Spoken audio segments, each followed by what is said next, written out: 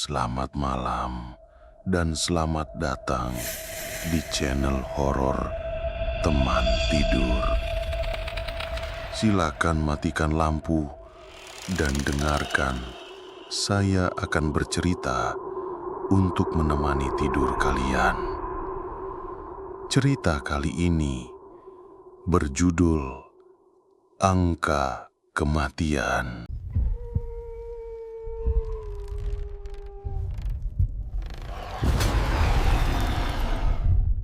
Malam itu, angin berhembus pelan di sebuah gang kecil di pinggiran kota. Lampu-lampu jalan redup, sebagian bahkan mati, membuat suasana terasa lebih gelap dari biasanya. Di ujung gang, berdiri sebuah warung kopi sederhana dengan atap seng yang berderit setiap kali angin lewat. Di dalamnya, asap rokok menebal seperti kabut tipis. 3 orang duduk mengelilingi meja kayu yang penuh bercak kopi. Raka, lelaki berusia awal 30-an, duduk sambil mengaduk kopi hitamnya. Ia dikenal di kampung sebagai orang yang lumayan hoki kalau soal angka-angka taruhan. Di sebelahnya ada Bowo. Tubuhnya agak berisi, wajahnya selalu terlihat santai, tapi matanya seperti sedang mengukur sesuatu. Dan terakhir, Seno, yang malam itu sibuk menatap layar ponselnya. Raka menghembuskan asap rokok, lalu melirik Bowo.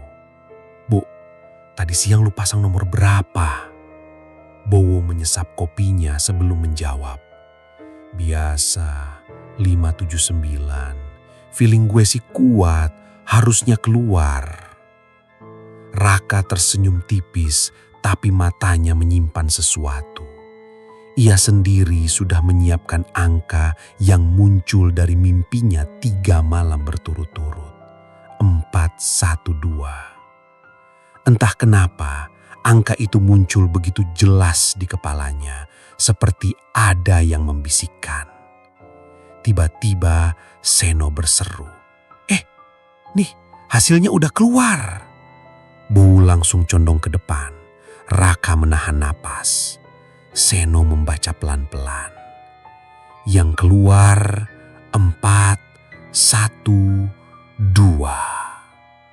Raka membeku sesaat, lalu senyum lebar merekah di wajahnya. "Yes, itu nomor gue." Bowo menggeleng sambil tertawa getir. "Lu hoki terus, Ra, gila." Kemenangan malam itu tak besar, hanya beberapa ratus ribu, tapi bagi Raka ini tanda bahwa mimpinya bukan sekedar bunga tidur. Ia menyeruput kopinya, matanya menatap jauh keluar warung yang diselimuti gelap. Dalam hatinya, ia yakin ini baru permulaan. Malam itu, setelah pulang dari warung kopi, Raka rebahan di kasur tipisnya.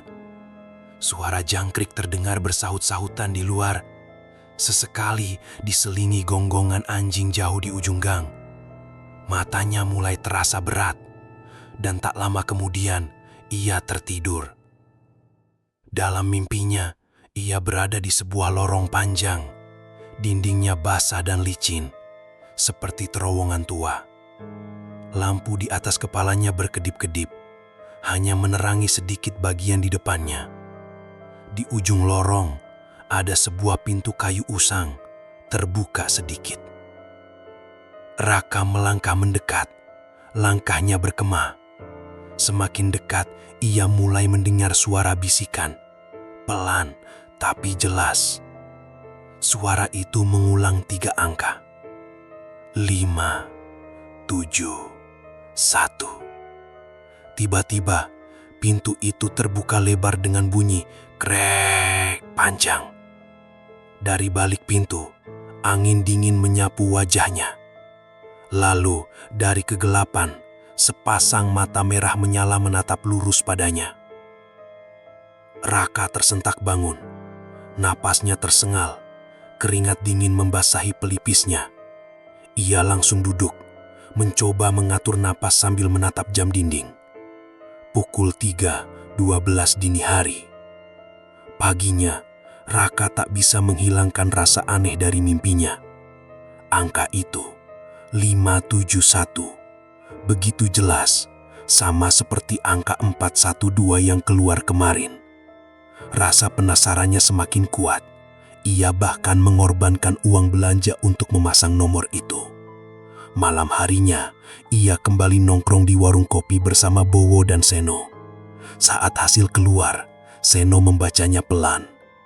Yang keluar, 571.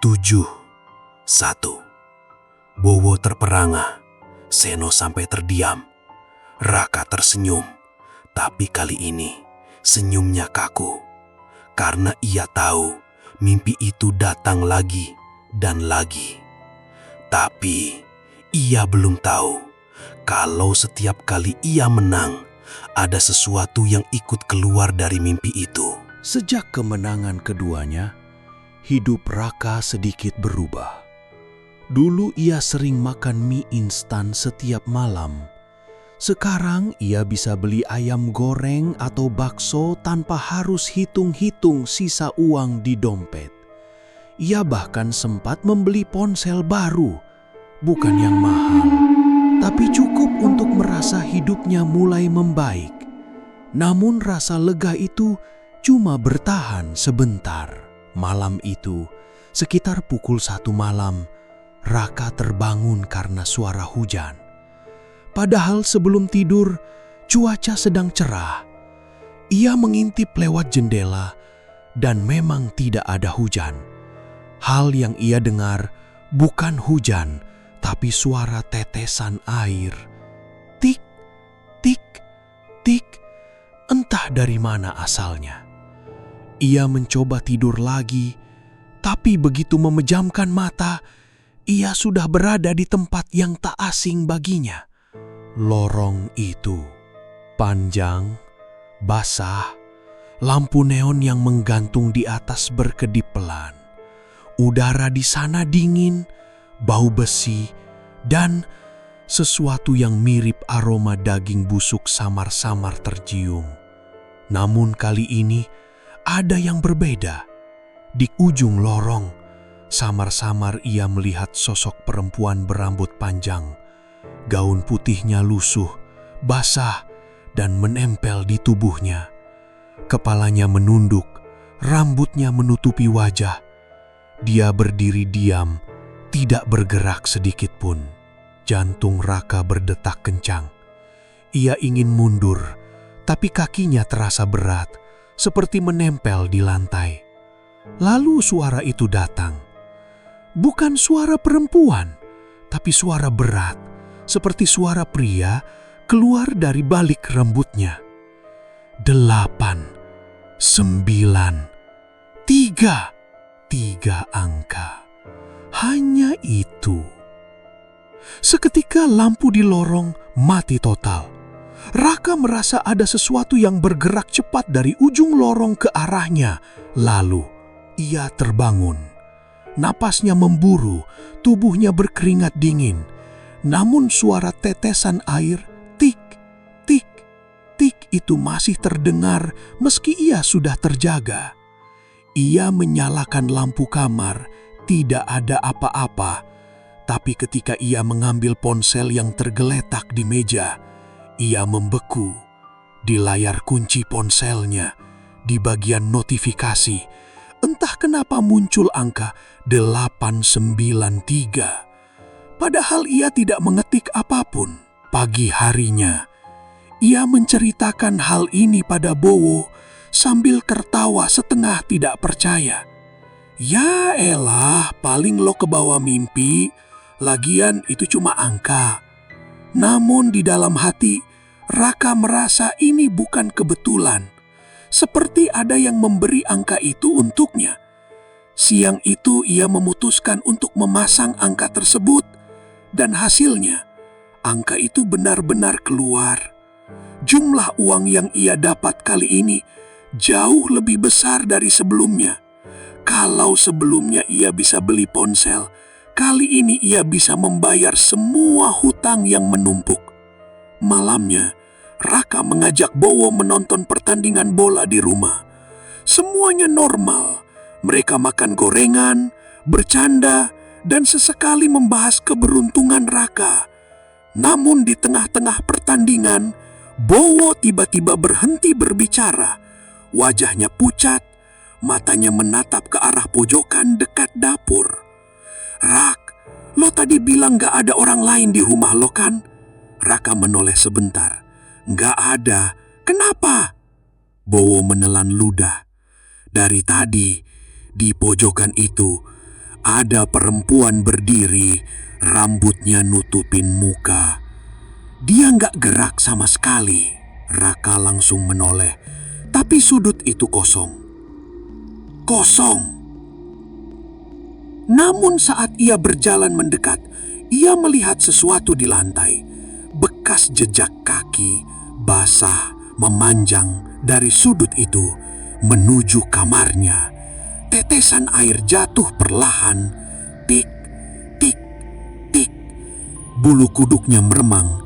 Dia mulai sadar setiap kali angka itu benar-benar keluar, sosok di lorong makin dekat dengannya. Setelah kejadian, Bowo melihat sosok perempuan di dapur. Mulai resah. Malam itu, ia mencoba menghibur diri dengan menonton TV, tapi perasaan tidak nyaman terus menempel seperti bayangan.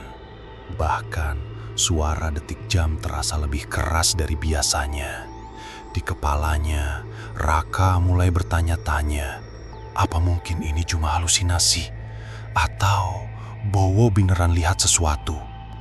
Tapi rasa penasaran bercampur tamak memaksanya tetap bermain. Ia memasang angka yang diberi dalam mimpi dan lagi-lagi menang. Kemenangan demi kemenangan membuatnya semakin yakin dan semakin ketagihan. Malam itu hujan turun deras. Petir sesekali menyambar menerangi kamar Raka dengan cahaya putih yang tajam. Ia mencoba tidur lebih awal, berharap tak bermimpi lagi. Tapi begitu matanya terpejam, ia sudah berada di lorong itu. Lampunya kali ini tidak hanya berkedip, sebagian sudah mati. Lorong terasa lebih panjang dan dindingnya seakan bergerak perlahan, mendekat. Dari kejauhan, Raka bisa melihat sosok perempuan itu lagi. Namun kini ia berdiri lebih dekat, hanya sekitar 5 meter darinya. Gaun putihnya basah kuyup, meneteskan air yang mengalir ke lantai. Suara itu datang lagi, tapi kali ini lebih jelas dan ada napas berat di sela-selanya. 5, 7, 6. Raka ingin lari, tapi kakinya berat seperti tertanam di lantai. Sosok itu perlahan mengangkat kepalanya, dan untuk pertama kalinya ia melihat sedikit wajahnya. Kulit pucat, bibir membiru, dan mata yang tidak ada. Hanya rongga gelap. Seketika lorong bergetar hebat. Suara seperti air bah terdengar dari belakangnya, dan Raka terbangun. Tubuhnya basah oleh keringat, tapi di lantai kamarnya ada genangan air kecil tepat di sebelah ranjang. Pagi harinya, ia mencoba mengabaikan semua itu. Ia menulis angka yang ia dapat, 5, 7, 6. Seperti biasa, angka itu keluar dan uang mengalir masuk. Namun, sejak kemenangan itu, Raka mulai sering mengalami hal aneh di siang hari. Pintu kamar mandi terbuka sendiri. Ponselnya memutar suara tetesan air meski ia tak membuka apapun. Di cermin kadang terlihat bayangan perempuan di belakangnya, walau saat menoleh tak ada siapa-siapa. Bowo yang makin khawatir menegurnya. "Rak, lo sadar gak sih, setiap kali lo menang, lo makin pucat, kayak orang kurang tidur. Dan entah kenapa, rumah lo makin lembab, bau apek gitu." Raka tertawa kecut. "Ah, lo terlalu banyak nonton horor, Wo. Tapi dalam hati, ia tahu ada yang berubah. Bahkan malam itu, saat ia sedang mencuci piring, ia melihat sesuatu di sudut matanya. Di luar jendela dapur, di tengah hujan, ada sosok perempuan itu berdiri, memandang lurus ke arahnya. Bibirnya bergerak tanpa suara, tapi Raka tahu dia sedang menyebut angka berikutnya. Sejak malam hujan itu, Raka mulai sadar satu hal. Sosok perempuan itu tidak lagi hanya muncul di mimpi. Sekarang, dia ikut Raka ke dunia nyata. Pagi-pagi saat ia hendak keluar rumah, Raka melihat ada bekas jejak kaki basah di lantai teras. Jejak itu kecil, seperti kaki perempuan, dan mengarah masuk ke dalam rumah. Ia mencoba menganggapnya sebagai bekas kaki Bowo, tapi Bowo bahkan belum datang hari itu. Siangnya Bowo mampir sambil membawa kopi. Mereka duduk di ruang tamu, ngobrol biasa. Namun di tengah obrolan, Bowo tiba-tiba terdiam dan menatap ke arah lorong menuju dapur. Bowo bilang, "Rak, lo ada tamu?" Raka bilang, "Enggak." "Kenapa?" Bowo bilang, "Gue kayak lihat ada orang lewat di lorong." Raka menoleh. Kosong. Tapi di ujung lorong, ada setetes air jatuh ke lantai. Plak, plak, plak. Bowo langsung pamit lebih cepat dari biasanya. Pura-pura alasannya ada urusan lain. Malamnya, Raka mencoba menenangkan diri. Ia berpikir selama ini yang penting dia dapat angka, menang, dan hidupnya membaik secara finansial. Tapi ketika ia menyalakan TV, semua saluran hanya menampilkan gambar lorong kosong. Remote-nya ia tekan berkali-kali, tetap sama. Lalu, suara berat itu muncul dari speaker. 9, 3, 1. Suara itu diiringi bunyi air menetes. Saat ia menoleh ke arah pintu depan, air mulai mengalir perlahan dari celah bawah pintu. Keesokan harinya, ia memasang angka yang ia dengar di TV dan seperti biasa, menang besar. Namun tubuhnya terasa lemas, napas pendek, dan kulitnya makin pucat. Beberapa orang yang ia temui mulai mengira ia sakit keras. Bowo yang makin curiga memutuskan datang malam-malam tanpa memberitahu Raka. Ia berdiri di depan rumah mengintip lewat jendela. Di dalam, ia melihat Raka sedang duduk di lantai ruang tamu, menghadap ke sosok perempuan bergaun putih yang berdiri tak bergerak di depannya.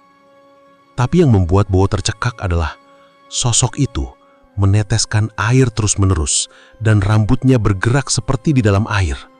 Raka hanya duduk diam, seolah sedang menerima sesuatu. Bowo memanggil namanya pelan. Tak ada respon. Beberapa hari berikutnya, rumah Raka mulai berubah. Udara di dalam selalu lembab, seperti berada di tepi sungai. Cermin-cermin di rumahnya mulai berembun meski udara luar panas. Dan yang paling aneh, setiap kali Raka keluar rumah, ia bisa melihat pantulan perempuan itu di kaca-kaca toko, walaupun ia sendirian di trotoar. Malam itu, Raka memutuskan tidak tidur. Ia duduk di ruang tamu menunggu. Pukul 2:17 dini hari, lampu-lampu mulai berkedip. Dari dapur, suara langkah kaki pelan terdengar. Cekit, cekit, cekit. Raka menggenggam meja, menahan napas. Lalu, sosok itu muncul dari kegelapan dapur, menunduk sambil terus meneteskan air. Ia berjalan perlahan mendekati Raka. Setiap langkah yang ia ambil, suhu ruangan semakin dingin. Ketika ia berhenti hanya 2 langkah di depan Raka, sosok itu mengangkat kepala. Raka bisa melihat jelas, kulitnya pucat, mata kosong, bibir membiru, dan dari mulutnya mengalir air yang terus menetes ke lantai. Sosok itu berbisik, kali ini dengan nada yang tidak hanya memberi angka, tapi memberi peringatan. Bayaranmu akan segera diambil. Raka ingin bertanya maksudnya, tapi tiba-tiba ia merasa dadanya seperti ditekan. Napasnya sesak. Penglihatannya berkunang-kunang, dan sebelum ia pingsan, ia melihat sosok itu tersenyum samar, lalu perlahan menghilang seperti larut di dalam air. Malam itu, Raka mencoba tidur lebih cepat, berharap mimpi itu tidak datang. Namun seperti biasa, ia terjebak di lorong yang sama. Kali ini lebih panjang, lampu-lampunya berkedip lebih cepat, dan air yang menetes terdengar jauh lebih jelas. Di ujung lorong, sosok perempuan itu kini berdiri lebih dekat. Gaunnya basah kuyup, meneteskan air yang mengalir ke lantai. Tangannya terangkat perlahan, menunjuk langsung ke arah Raka. Lalu terdengar suara itu lagi, berat dan serak. 6, 7, 2. Raka ingin mundur, tapi di belakangnya lorong itu tertutup oleh pintu besi berkarat. Ia tak bisa kemana-mana. Perempuan itu mulai melangkah. Setiap langkahnya menimbulkan cipratan air. Saat jaraknya tinggal beberapa meter, Raka bisa melihat kulit wajahnya, pucat, membusuk, dengan bekas jahitan di mulutnya. Tiba-tiba, ia meraih tangan Raka, dingin seperti es, mencengkeram keras. Dan di detik itu, Raka terbangun. Tapi, rasa dingin itu masih ada. Ia menoleh ke tangannya dan melihat bekas 5 jari hitam membiru seperti memar di pergelangan tangan kirinya. Keesokan harinya, Raka memasang angka 672 itu. Benar saja, ia menang lagi. Namun kali ini, rasa senang itu bercampur ketakutan. Bekas di tangannya semakin sakit setiap kali ia melihat rekening bertambah. Bowo yang datang sore itu melihat memar tersebut. "Rak, ini parah banget, kayak dicengkeram orang. Lo yakin gak ada yang masuk rumah?" Raka terdiam. Ia ingin cerita, tapi takut Bowo menganggapnya gila. Malamnya, ia memutuskan untuk mengunci semua pintu dan jendela, bahkan menaruh kursi di depan pintu kamarnya. Namun sekitar pukul 2 pagi, suara itu datang lagi, bukan dari mimpi. Suara langkah kaki di lantai ruang tamu. Cip, cip, cip, seperti orang berjalan di genangan air. Raka menahan napas, mencoba meyakinkan diri itu hanya ilusi. Tapi kursi yang menahan pintu kamarnya bergerak perlahan, geserak. Pintu terbuka sedikit, dan dari celah itu Raka melihat rambut basah yang menjuntai, meneteskan air ke lantai. Pintu kamar Raka terus berderit terbuka, perlahan. Rambut panjang itu menjuntai melewati celah pintu, meneteskan air yang membentuk genangan di lantai kayu. Raka terpaku, dadanya naik turun cepat, tangannya mencari-cari sesuatu untuk dijadikan senjata, hanya menemukan botol minum kosong di meja. Perempuan itu tidak langsung masuk. Ia berdiri di balik pintu, setengah tubuhnya masih tersembunyi. Lalu, dengan suara serak yang seperti berasal dari dalam sumur, ia berkata, "Waktumu tinggal sedikit." Raka mencoba bicara, tapi suaranya nyangkut di tenggorokan. Apa maksud lo?" Perempuan itu menunduk, memegang rambutnya sendiri, lalu menyodorkan sesuatu. Dari sela rambut basah itu jatuh sebuah kertas lotre yang sudah lecek. Nomornya pudar, tapi angka terakhirnya terlihat jelas. 672. Air menetes dari kertas itu ke lantai, tapi anehnya tidak menyerap. Justru membuat lantai menghitam seperti terbakar. "Bayar atau ganti," ucapnya lagi. Kemudian secepat ia muncul, sosok itu mundur dan pintu kamar menutup sendiri dengan hentakan keras. Raka terbangun keesokan paginya mengira itu mungkin mimpi lagi.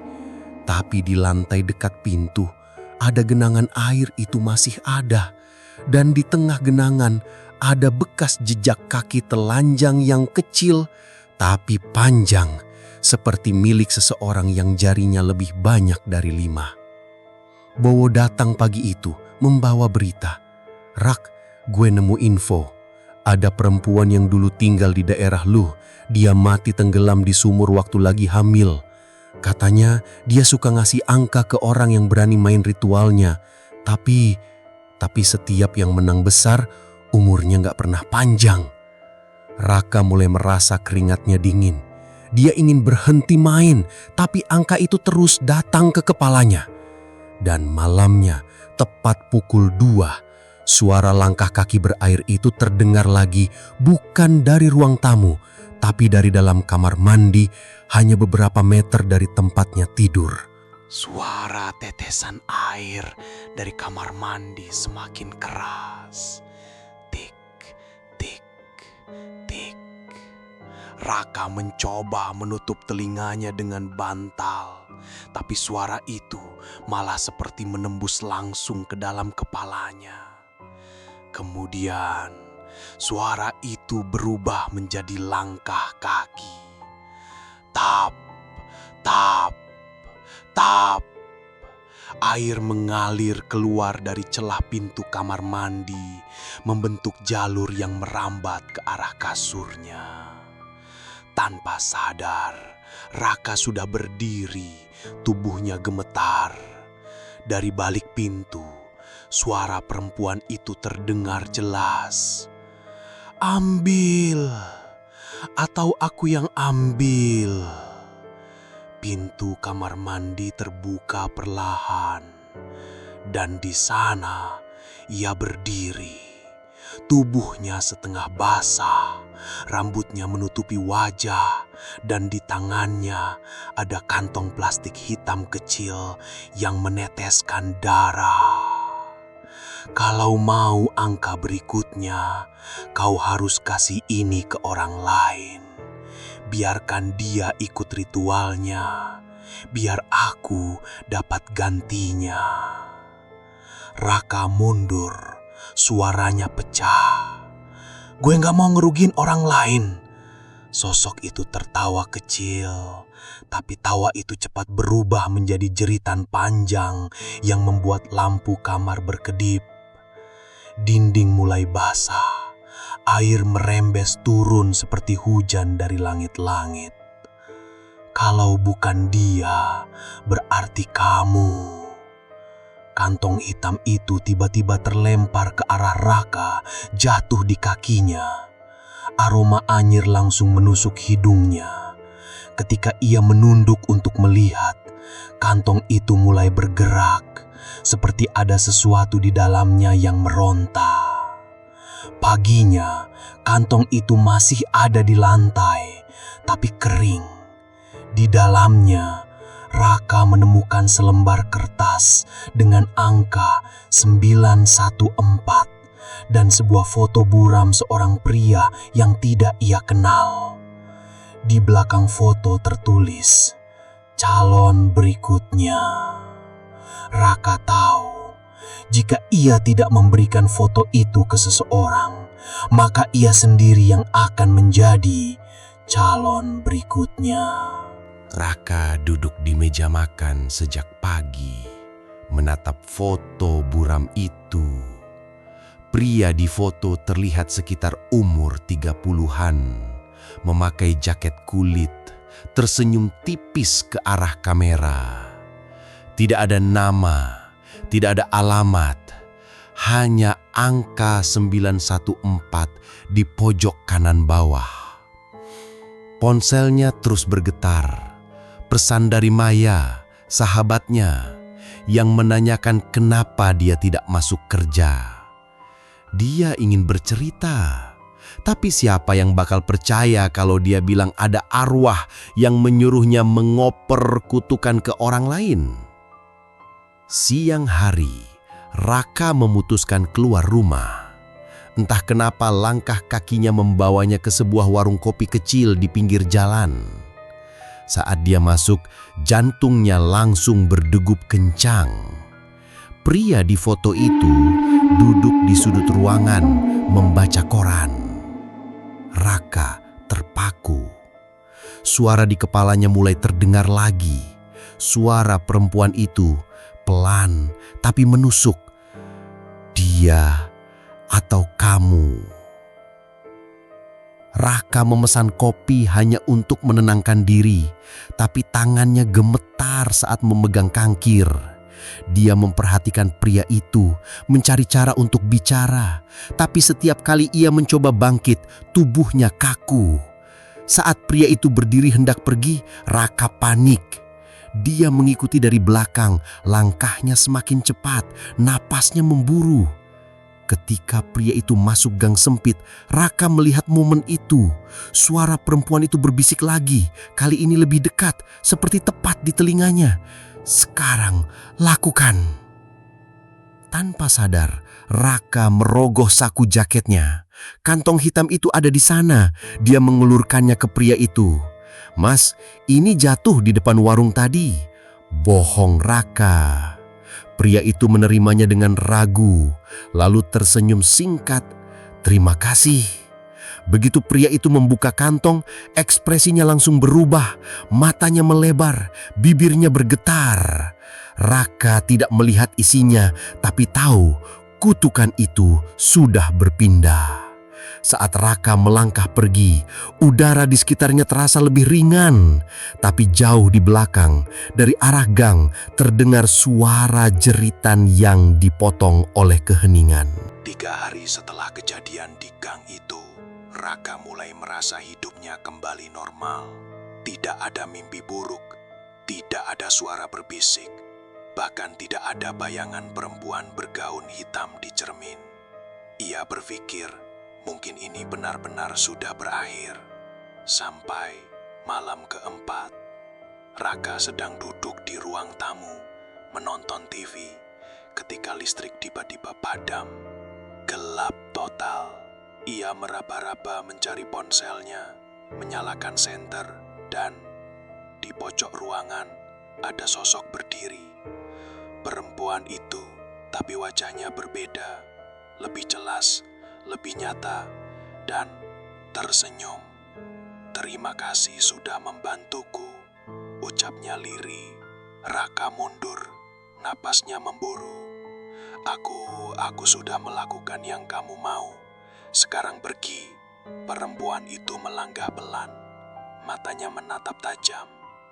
"Aku tidak pernah bilang permainan ini akan berhenti, hanya berpindah. Sekarang giliranmu mengawasi." Dari balik gaunnya, ia mengeluarkan sebuah foto lusuh. Foto itu wajah Raka. Di pojoknya, angka 915 tertera jelas. Jantung Raka serasa berhenti. Apa maksudnya? Ia berik-ik, lalu berbisik di ek, tepat di telinganya. "Cari orang berikutnya sebelum waktumu habis." Saat ia mengedipkan mata, sosok itu menghilang. Namun, foto itu tetap ada di tangannya. Terasa hangat, seperti baru diambil beberapa menit lalu. Raka paham sekarang, dia bukan korban lagi. Dia sudah jadi bagian dari rantai itu, dan jam pasirnya sudah mulai menetes. Sejak malam itu, Raka tidak pernah tidur nyenyak. Foto lusuh dengan angka 915 selalu ia bawa. Entah kenapa, rasanya foto itu menempel di kulit, dingin namun seakan hidup. 2 hari kemudian, saat ia sedang makan di warung, ia iseng mengeluarkan foto itu. Matanya membelalak. Angkanya sudah berubah, 918. Ia tidak pernah menulisnya, tidak pernah menyentuh bagian itu. Angka itu bertambah sendiri. Raka mulai menghubungkan petunjuk. Mungkin angka ini bukan waktu, tapi hitungan. Sesuatu yang akan terjadi. Dan setiap kali ia melihat foto itu, ada bayangan samar di belakang dirinya.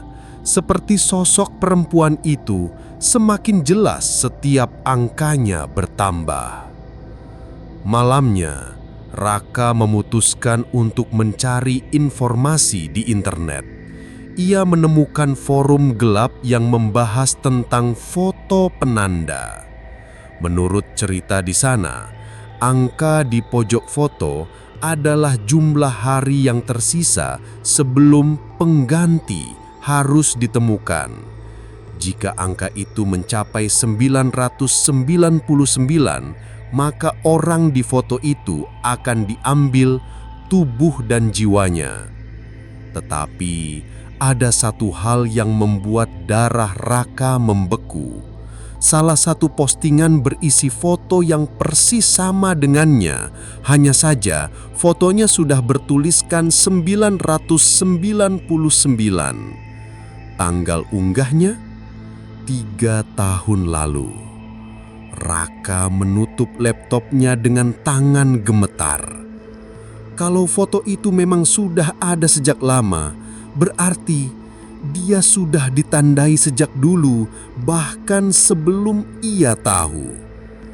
Ketika ia berbalik, ia melihat pintu rumahnya terbuka sedikit. Angin malam masuk membawa bau tanah basah dan bisikan samar. 3 tahun kau menghindar, sekarang waktumu hampir habis. Raka menelan ludah. Ia sadar satu-satunya cara untuk selamat adalah menemukan korban baru. Tetapi bagaimana jika angka itu tetap berjalan walaupun ia berhasil? Raka tidak pernah berpikir bahwa ia akan sampai di titik ini, mencari orang lain untuk diserahkan. Ia menatap foto di tangannya. Angka 923 kini terlihat jelas. Hitam pekat, seolah tergores di balik lapisan kertas foto. Di belakangnya, sosok perempuan bergaun putih makin jelas. Rambutnya terurai. Wajahnya masih kabur, tapi matanya, ya Tuhan, matanya menatap lurus ke arah Raka. Ia mulai mengingat satu nama, Dani, teman lama yang pernah ia khianati saat SMA. Dani pernah berkata, suatu hari karma akan datang dan aku akan melihatnya menghancurkan kamu. Raka berpikir, kalau memang harus mencari pengganti, kenapa bukan dia? Lagi pula, Dani tinggal sendirian di rumah tua peninggalan orang tuanya, di pinggir kota. Malam itu, Raka datang dengan alasan ingin menebus kesalahan masa lalu. Dani awalnya ragu, tapi akhirnya mempersilakan masuk. Mereka berbincang lama, mengenang masa lalu. Meski di balik senyumannya, Raka terus melirik ke pintu dan jendela, seakan menunggu sesuatu. Di tengah obrolan, listrik rumah mati. Hening, hanya suara hujan deras dan langkah kaki di lantai atas. Dani menoleh ke arah tangga, wajahnya tegang. Lu bawa orang?" Raka tidak menjawab. Ia tahu sosok itu sudah masuk rumah. Lampu kembali menyala. Di pojok ruangan, berdiri perempuan itu. Kali ini, jelas sekali. Wajah pucat, bibir membiru, dan mata kosong yang hanya tertuju pada Dani. Dani mundur, panik. "Apa ini, Rak?" Raka hanya berkata pelan, "Maaf. Gue cuma punya satu cara buat selamat." Tiba-tiba, perempuan itu berjalan ke arah Dani. Dani berteriak, namun tak ada suara yang keluar dari mulutnya. Raka memejamkan mata, mendengar suara napas terakhir Dani, lalu hening. Ketika ia membuka mata, Dani sudah tidak ada. Foto di tangannya kini menunjukkan angka 001. Raka membeku. Bukannya angka itu berkurang, kenapa malah tinggal 1 hari? Dari kejauhan, Suara perempuan itu terdengar lagi. 1 hari lagi, giliranmu. Hari itu dimulai seperti biasa, tapi Raka langsung tahu ada yang salah. Jam dinding di kamarnya menunjukkan pukul 04.23. Angka itu sama persis seperti waktu kematian Sinta di dalam foto. Ia mencoba menoleh ke jendela dan hampir terjatuh dari tempat tidur. Di luar, seluruh jalanan tertutup kabut tebal. Tidak ada suara kendaraan, tidak ada burung, tidak ada angin. Semuanya sepi, seolah dunia hanya berisi rumahnya dan sesuatu yang mengintai di luar. Ponselnya berdening, nomor tak dikenal.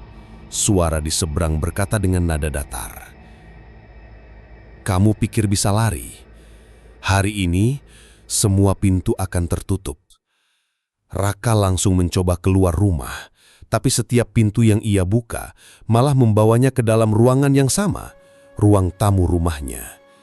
Ia bahkan mencoba memecahkan jendela, tapi kaca itu seperti memantul, membuatnya terlempar kembali. Sepanjang hari, Raka mulai melihat orang-orang di rumahnya. Tapi bukan manusia biasa. Mereka tidak punya wajah, hanya kulit polos dan kosong. Namun setiap kali ia mencoba bicara, wajah mereka mulai terbentuk menjadi wajah orang-orang yang pernah ia rugikan. Mantan pacar, teman lama, bahkan rekan kerja yang ia fitnah. Satu persatu mereka berkata kalimat yang sama. Giliranmu. Menjelang malam, angka di foto berubah menjadi 000. Raka gemetar. Ia tahu begitu jarum jam mencapai tengah malam, semuanya akan berakhir. Detik demi detik terasa seperti siksaan. Ia mencoba sembunyi di kamar mandi, di bawah ranjang, bahkan di lemari pakaian. Tapi kemanapun ia berlari, sosok perempuan bergaun putih itu selalu ada di sudut matanya. Pukul 23.59, listrik mati. Di gelap gulita itu, ia merasakan sesuatu memegang bahunya, dingin, licin, dan berbau tanah basah. Sebuah bisikan terdengar tepat di telinganya. Waktunya pulang, lalu gelap. Raka terbangun, atau setidaknya ia pikir begitu. Ia mendapati dirinya duduk di sebuah kursi kayu di tengah ruangan yang gelap. Hanya diterangi cahaya lilin berwarna merah. Di sekelilingnya ada lingkaran simbol yang dilukis dengan darah. Baunya tajam menusuk hidung. Di luar lingkaran itu berdiri puluhan orang berkerudung hitam. Wajah mereka tertutup kain putih. Dan di tengah kerumunan itu, Sinta. Tapi kali ini ia tersenyum. Senyuman yang terlalu lebar. Seperti wajahnya bisa robek kapan saja. Kau akhirnya sampai, Raka. Ini bukan tentang balas dendam. Ini tentang penggantian. Raka bingung, tapi sebelum ia bisa bertanya, salah satu orang berkerudung maju dan menyerahkan sebuah buku tua pada Sinta. Buku itu penuh tulisan tangan, lusuh dan basah oleh darah kering. Sinta membacakan kalimat dengan bahasa yang tak dimengerti Raka. Setiap kata yang keluar membuat udara di ruangan semakin berat, seperti oksigen disedot. Lilin-lilin mulai berkedip, lalu padam satu persatu. Gelap, hanya suara langkah kaki yang bergerak mendekat. Tiba-tiba, Raka melihat sesuatu yang aneh. Tangannya mulai menghilang, seperti kabut yang ditiup angin. Ia mencoba berteriak, tapi suaranya tak keluar. Di saat yang sama, salah satu orang berkerudung hitam menanggalkan kain penutup wajahnya, dan itu adalah wajah Raka sendiri. Sinta menatapnya sambil berbisik, "Setiap korban menjadi pelaku, dan setiap pelaku akan mencari korban baru."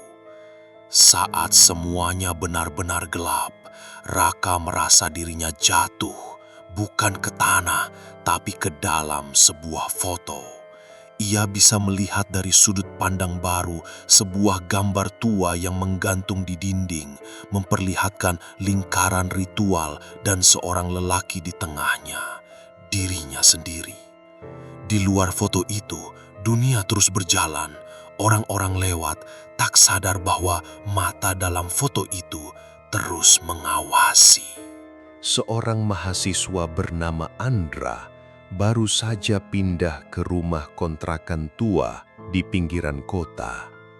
Rumah itu sepi, catnya mulai mengelupas, dan aroma lembab langsung menyambut begitu pintu dibuka. Di ruang tamu, ada satu benda yang mencuri perhatiannya. Sebuah foto hitam putih dalam bingkai kayu retak, tergantung miring di dinding. Foto itu menampilkan sebuah ruangan melingkar dengan lilin-lilin dan simbol aneh di lantai. Di tengahnya berdiri seorang lelaki muda yang menatap lurus ke arah kamera. Matanya terlalu hidup untuk ukuran foto tua. Awalnya, Andra mengira itu cuma dekorasi antik yang pemilik sebelumnya tinggalkan.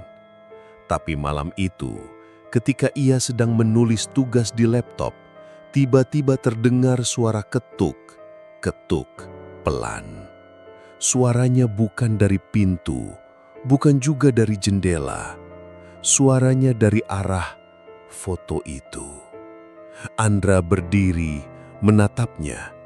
Ia merasa tatapan lelaki di dalam foto itu kini sedikit berbeda, lebih intens. Pukul 2 pagi, Andra terbangun karena suara kursi bergeser di ruang tamu. Ia keluar dengan ponselnya menyala sebagai senter. Foto itu kini jatuh ke lantai. Bingkainya pecah, tapi yang membuat darahnya membeku adalah ini. Posisi lelaki di dalam foto sudah berubah.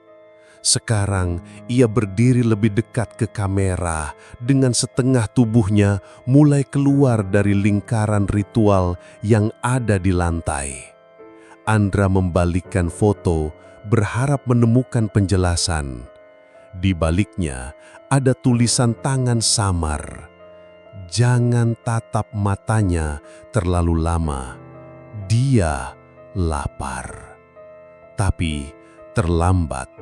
Saat ia menoleh lagi, lelaki itu sudah tak ada di dalam foto. Andra merasakan napas hangat di belakang telinganya. Lalu, sebuah suara berbisik, "Sekarang giliranmu." Andra menjerit dan langsung menjatuhkan foto itu. Tapi meski ia mundur beberapa langkah, rasa dingin di belakang lehernya tak hilang. Matanya menyapu ruangan. Kosong, hening, hanya dentingan jam dinding yang terdengar. Tik, tik, tik. Namun, saat ia menatap kembali ke lantai, bingkai foto itu sudah utuh lagi. Tak ada pecahan kaca, tak ada bekas jatuh, dan lelaki di dalamnya sudah kembali berdiri di tengah lingkaran.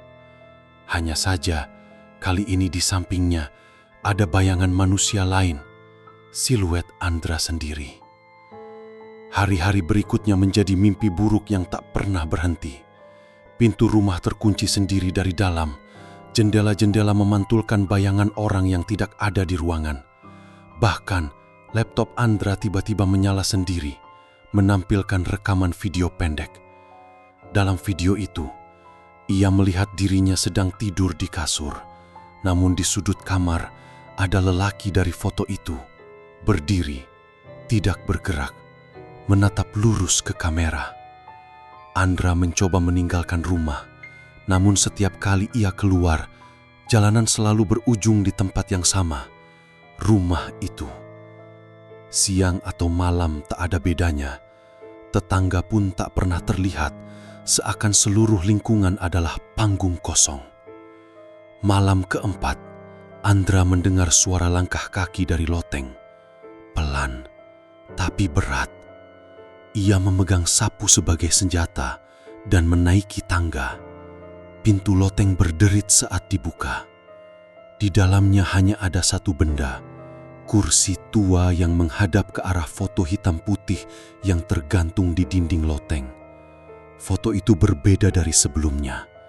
Kini lelaki di dalamnya sudah benar-benar keluar dari lingkaran, berdiri di tengah hutan gelap, dan di belakangnya terlihat banyak siluet orang lain. Wajah mereka pucat, matanya kosong. Saat Andra menatap lebih lama, matanya membelalak. Ia melihat Raka di antara siluet itu. Dan Raka menatapnya, seolah ingin memperingatkan sesuatu, tapi mulutnya terkunci rapat. Tiba-tiba, suara itu kembali berbisik di telinganya. "Sekarang kau bagian dari kami." Lampu loteng padam, gelap, dan saat menyala kembali, kursi itu sudah kosong. Andra berdiri kaku di loteng. Napasnya memburu. Matanya kembali ke foto di dinding. Tapi kali ini, fotonya berubah setiap kali ia mengedipkan mata. Kedipan pertama, hutan gelap. Kedipan kedua, ruang tamu rumahnya sendiri, tapi penuh bayangan hitam bergerak. Kedipan ketiga, dirinya sendiri sedang berdiri di loteng, persis seperti sekarang. Andra mundur satu langkah, tapi kaki kanannya menyentuh sesuatu yang dingin. Ia menunduk. Lantai kayu loteng terbuka sedikit, seperti ada pintu rahasia. Tanpa sempat berpikir panjang, sebuah tangan pucat keluar dari celah itu dan meraih pergelangan kakinya. Andra berteriak, mencoba melepaskan diri.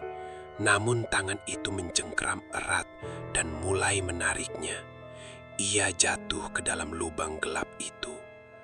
Tubuhnya seperti meluncur tanpa gravitasi, melewati dinding-dinding yang dipenuhi foto hitam putih. Semua foto itu punya satu kesamaan. Masing-masing memperlihatkan seseorang yang ia kenal, tapi wajah mereka penuh rasa takut, seolah diambil detik sebelum kematian. Andra mencoba menyentuh salah satu foto, namun jari-jarinya menembusnya, dan ia tiba-tiba berdiri di hutan yang sama seperti di foto tadi. Udara dingin menusuk tulang, tanah basah di bawah kakinya. Dari balik pepohonan muncul sosok lelaki dari foto pertama yang ia temukan di rumah itu. Sekarang ia bisa melihat jelas, matanya hitam legam, senyumnya lebar tidak wajar, bibirnya retak-retak. Lelaki itu berjalan perlahan dan di belakangnya bermunculan puluhan siluet orang. Raka ada di antara mereka, tapi wajahnya semakin pucat, matanya kosong, seperti boneka yang kehilangan jiwa. Andra mencoba mundur, tapi setiap langkahnya malah membawanya semakin dekat ke lingkaran batu di tengah hutan. Lingkaran itu berdenyut seperti jantung, dan di pusatnya ada kursi tua yang sama seperti di loteng rumah. Duduk, suara lelaki itu bergema di seluruh hutan. Andra menolak, tapi tubuhnya bergerak sendiri, seolah ada tali tak terlihat yang menariknya. Begitu ia duduk, bumi bergetar dan semua siluet di belakang lelaki itu menunduk bersamaan. Mata Andra terfokus pada Raka yang kini berdiri tepat di depannya. Raka berbisik lirih, hampir tak terdengar. "Kalau kau duduk di sini, kau tak akan pernah pulang." Tapi sebelum Andra bisa berdiri, sesuatu yang dingin melingkar di pergelangan tangannya. Rantai besi mengikatnya ke kursi. Hutan itu semakin gelap dan hanya suara detak jam dinding rumah yang terdengar. Tik, tik, tik. Suara itu semakin cepat sampai akhirnya semuanya hening. Andra mencoba melepaskan rantai di pergelangan tangannya. Tapi semakin ia tarik, semakin terasa seperti masuk ke dalam kulit. Lelaki bermata hitam itu mendekat, berjongkok di depannya. Setiap kursi butuh tuannya, dan setiap tuan butuh pengganti. Andra menoleh ke kanan.